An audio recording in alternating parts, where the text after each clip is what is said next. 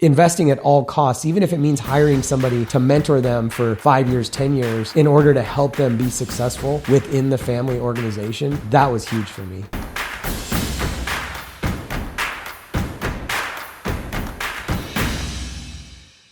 Thank you for joining me on the Investing for Freedom podcast. Today I have an episode with Kara, and we're going to be discussing a trip that we took recently to Hobby Lobby, where we got to spend 2 days with David Green, the founder of Hobby Lobby, and some of his sons, his grandkids.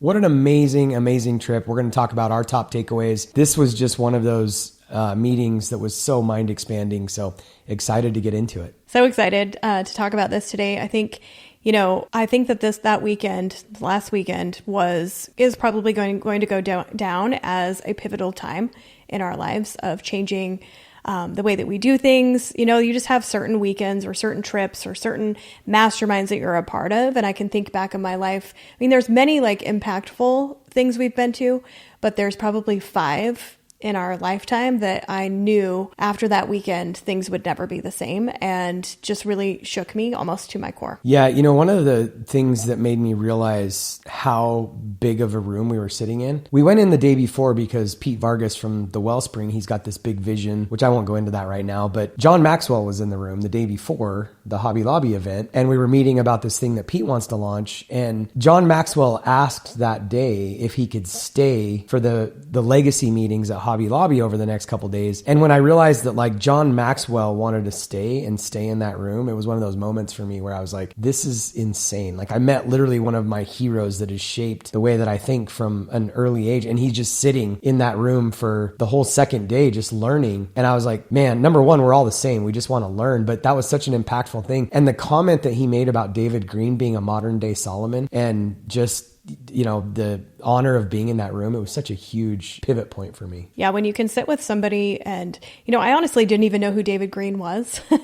If I'm being completely honest, I obviously have went into Hobby Lobbies before, but I didn't know who he was. And to be in a room with somebody who has built an immense amount of wealth, he's worth $8 billion. That's huge in and of itself. But to sit and listen to somebody that was so humble, there was not an ounce of ego inside of him, and just loves God, loves his family so much, and is such a generous person. I just don't think, he truly is a modern day Solomon. And if you don't know who Solomon is, it's a man that was in the Bible who was considered to be the wealthiest, on today's terms, the wealthiest man that has ever lived. And people would travel from afar to learn from him because of the wisdom that he had. And I truly think that is who David Green is. Yeah. And just, some of the way that he looks at life and business in general, just a very, very humble. I mean, he just hung out with us even when we were doing the other work and lunch and everything else. He just made me realize that there's people that are chasing different things. And to your point, the family, the freedom, it's not about the money for him. And even just work, the way that he loves work, it's just crazy. So what was let's get into the takeaways. What was one of your top ones? Well, I know we probably are going to have some that crossover. We definitely will. But he made a comment. He was talking about his mother, and he came from a family that didn't have wealth at all. He was a pastor's kid, so they barely were surviving, financially speaking, but they were very giving. And he made a comment, and he said, "What are true riches?"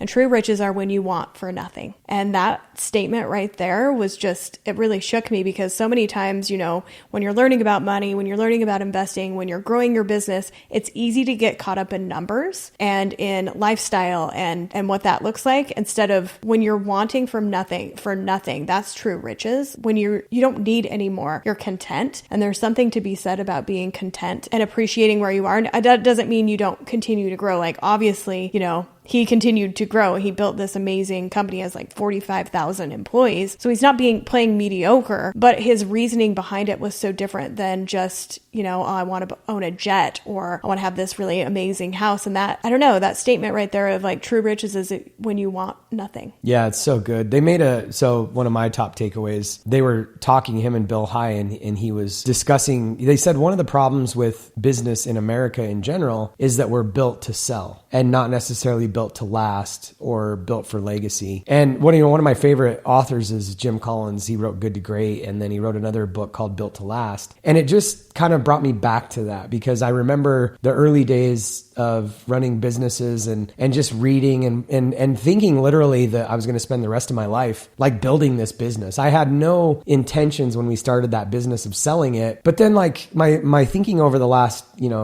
after we sold that business, my thinking has really been like, build this portfolio, sell it, build this company, sell it. I've even said this, like we start thinking in 10-year terms and then 5-year terms. And that's just the psychology. And it doesn't mean that it's right or wrong, but it kind of brought me back to what they were talking about when they said that the issue with America is that we're built to sell and not built to last or built for legacy, is that we're not thinking about the second generation or the third generation. I even spoke last year at one of BDR's events, and I was talking on the subject of demystifying private equity to a room full of HVAC company owners. And the thing that I told them is I've been on both sides of the coin. I was an owner who went through the process of potentially selling to a big private equity group. That deal fell apart, but then we ended up exiting. But then also I've been on the other side of it, where I own private equity and we go buy, portfolios of properties, and I eventually want to get into buying businesses. So I've been on both sides of this. And as I was talking to the owners, I told them in this talk that I did on demystifying private equity that the thing that we need to be thinking about is whether you're building it to sell or whether you're building it to keep it. It's the same outcome. You want systems, you want processes, you want to maximize profitability, you want to have the best employees, because if private equity is going to buy something, they want to buy something that doesn't need you as like the linchpin of everything, where you're the bottleneck. And when they were talking about that, I'm like, gosh, I spoke to a whole group on this, but it never like clicked for me that one of the issues is we need to be thinking about our business from a long-term perspective. Doesn't mean you need to own it for 100 years, but the reality is the way you think about that business or investment or whatever it is, it should be long-term.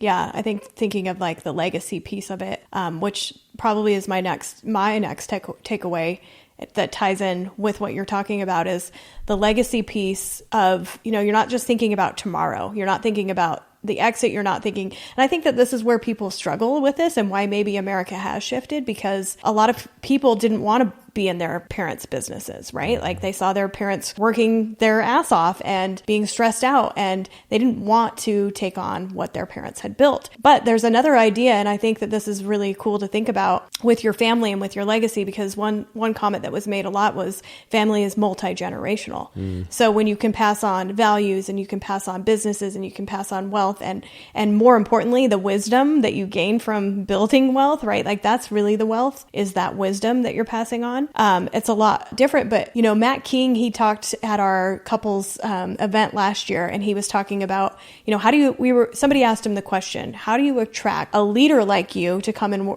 he's employed by somebody. How do you attract somebody like a Matt King to come into your business? And he said, you have to be elastic. Your vision has to be elastic, and you have to be able to fit them inside of that vision. So I think that's where we're missing it as family-owned businesses or building something to last that maybe generations want to be a part of, is we're missing the piece of where do they fit in it, because their giftings are different, their desires are different. And so how do you create a vision that allows your family to come into a business that has different, maybe even legs to it, and help create something really, really amazing with your kids? And I think that's something David Green did really well. Neither one of his sons or his daughter are taking a position that he currently has, or have even the desires or the interests that he has in his business, but they're both have their own business almost within that. And he's really created an environment for them to excel and bring their vision to life within his world. Yeah, so good. And on the subject of Matt King, we are doing another event, and Matt's actually going to do a workshop on legacy at the event. This is early November. So if you're interested in coming to the couples event in Austin, Texas in November, text the word event to 480-531-7519. The add-on with Matt King at the beginning is going to be part of the VIP. So I think there's only going to be 10 or 15 spots for that. But it's going to be amazing because, after going through that with Matt and seeing him and David Osborne do this so well, and then getting into a whole other level with a family that's worth, like you said, billions of dollars, I just can't stress enough how important I think that legacy component and planning around generational wealth and getting the kids involved as early as possible is. So again, if you're interested in that event, just text the word event to 480-531-7519, early November, Austin, Texas. My turn, man, sitting at one point in time, one of David Green's grandsons, I believe, he's the investment guy, right? It's a grandson. So he brought his grandson in, as well as the guy that they hired to run their family investments. So this is stuff that's outside of Hobby Lobby, and there's an entire, investment committee that gets to vote on this stuff. But it was really interesting to me that his grandson is getting to run that, but they hired somebody who is a very experienced investment person to come in and work alongside with the grandson. So thinking about that mindset, to be able to go or to be at the place where you're thinking about bringing in a really high performing investment portfolio manager and coupling them up with one of your grandkids that they could just learn for the next 5 years, 10 years, 20 years, whatever that is. To me, that is just like, it was so mind blowing about the investment in, obviously they want their family investment fund to do well, but the investment in training the family members and letting them pick where they want to be. And then when they get excited about something, investing at all costs, even if it means hiring somebody to mentor them for 5 years, 10 years in order to help them be successful within the family organization. That was huge for me. Yeah, that's really awesome. Another one that stood out for me, and this is probably one of yours too, but I'm going to steal it because it's such a good one, is the idea of stewardship versus ownership. That one really stood out to me because, I believe that God has given us the ability to get wealth. I believe that God has given us the wisdom and all the resources, and I think he owns everything. And that's a belief that I've had for many years. But the way that he shifted my perspective with that of like, we're really just a steward. Yeah. Which I think sometimes we can think like, oh, I'm just a steward of this. But if we're truly a steward, I think we're mostly acting as an owner. And when you're acting like an owner, that's when you're not sleeping at night. That's when you're stressed. But when you can truly be a steward over what God gave you and know that he's in control and you're listening to what God's telling you to do and you're obeying, like it's one thing to like know your next direction, but then not obey and move in that direction. But you're obeying, you know that it's not your responsibility. And there's no fear when you can look at it that way because he's in charge. And so it doesn't really matter if everything kind of goes away because it was what God had intended, right?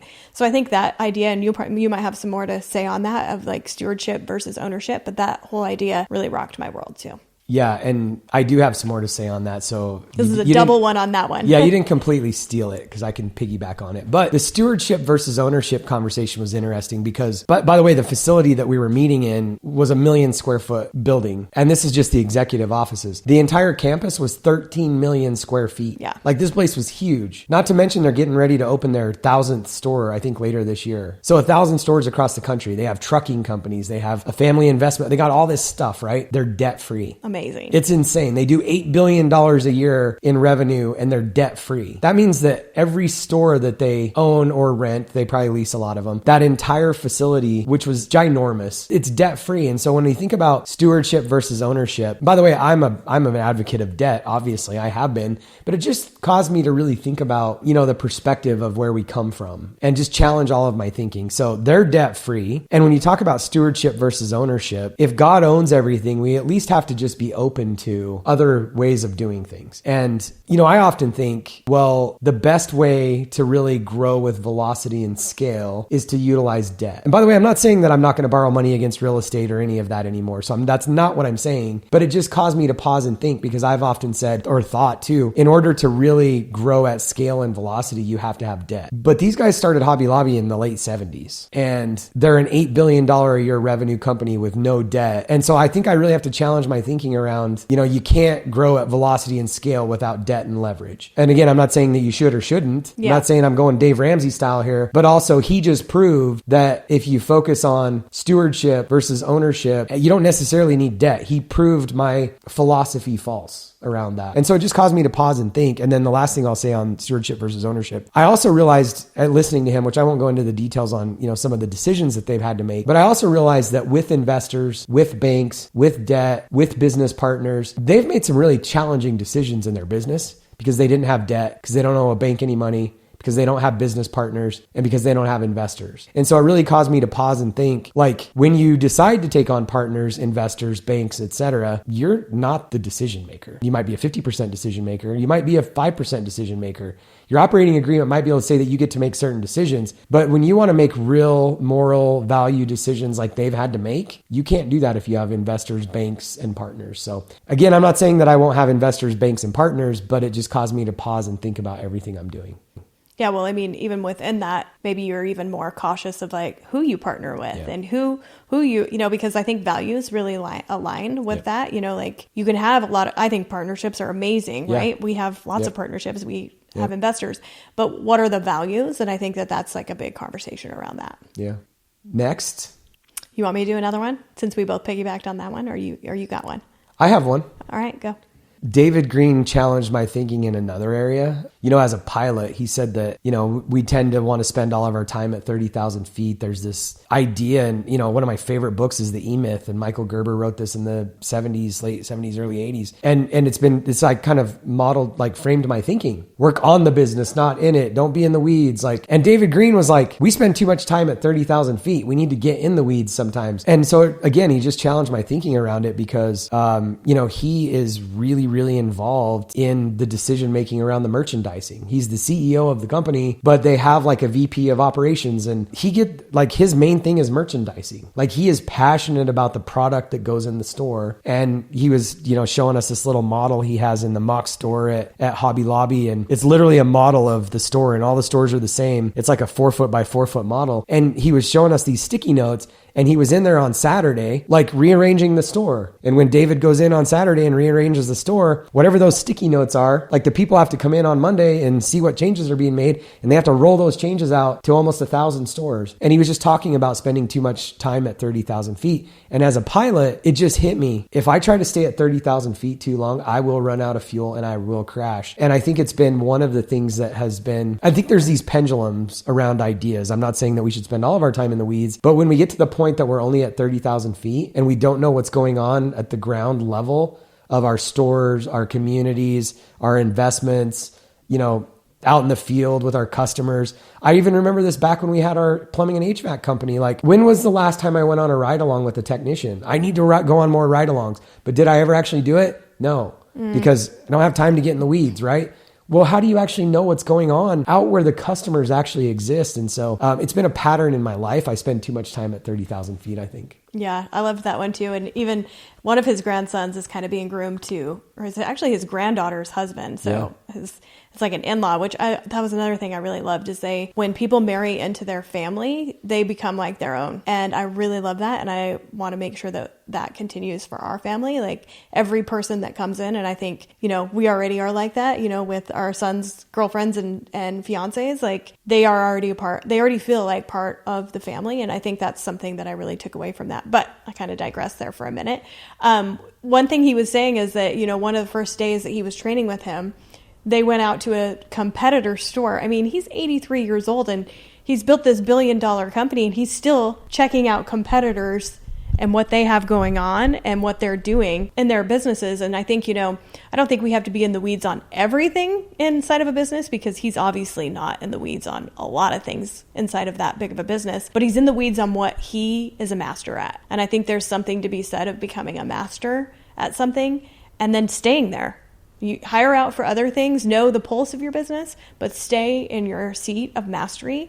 And it was just really incredible to see what he's built by doing that, putting his head down and becoming I mean, it's been 40 some years. That's incredible to see and to view. Yeah. Well, I got one more. Okay. I think, you know, the other thing that I really loved is the idea of family. And actually most of the weekend was really we talked a lot about family and creating values with your family, inviting your family in on the journey of like, what does it mean to be an Ayala? What does it mean to be whatever your insert your own last name, and just really thinking about what those values are. And so I think that that's something I'm really excited to do with our kids. They're adults now, but I don't think that there's any time that you can do this later in life that it's going to be too late. In fact, if my parents came to me and to us and said, hey, we want to create values around what it means to be Alislo, which is my maiden name, I would be so stoked about it. So I don't think, and I'm 43. So if you're listening to this and you feel like it's too late, or maybe your kids are too young,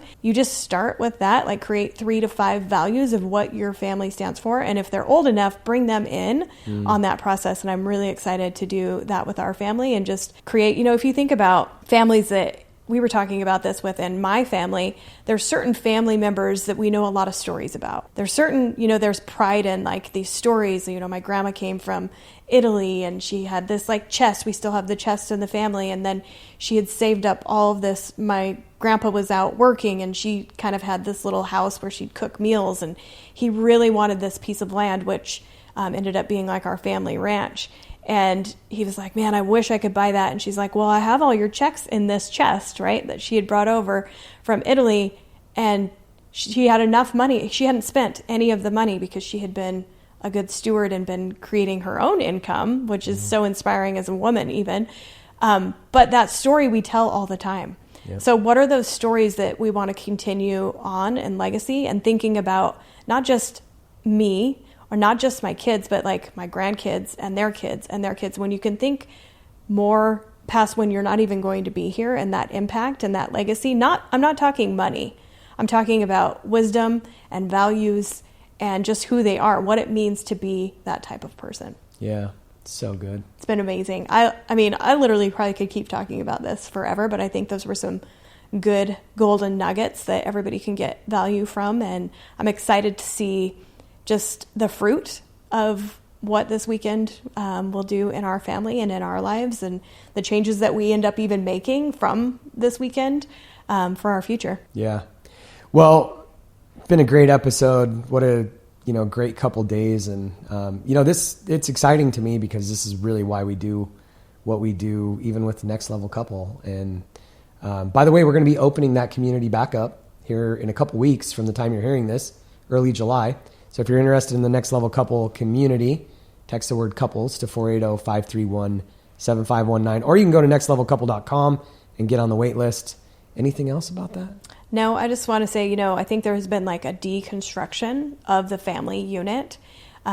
We actually went through a lot of training of how, even if you look through movies for different seasons like the 70s and the 80s, how the family unit has really been deconstructed, and it's moved more towards we're just friends, right? There's not really family units. And then you see where our culture is today, and there's a lot of families who don't have dads in their life. And in fact, you came from a broken family. You have an amazing stepdad, but and so if you come from a broken family, there's nothing you can do about that going backwards. But how do we fix the future? How do we create family units that go into the future and create, because that's really where it stems from. And I think so many times we're looking for the business idea or the wealth building thing, but really the magic is in the family unit. And so that's why we're so passionate about empowering couples, because that's really where it starts. And then the impact floods out from there into your business, into your finances, into your kids, into the next generation. Yeah, so good. So we hope to see you there.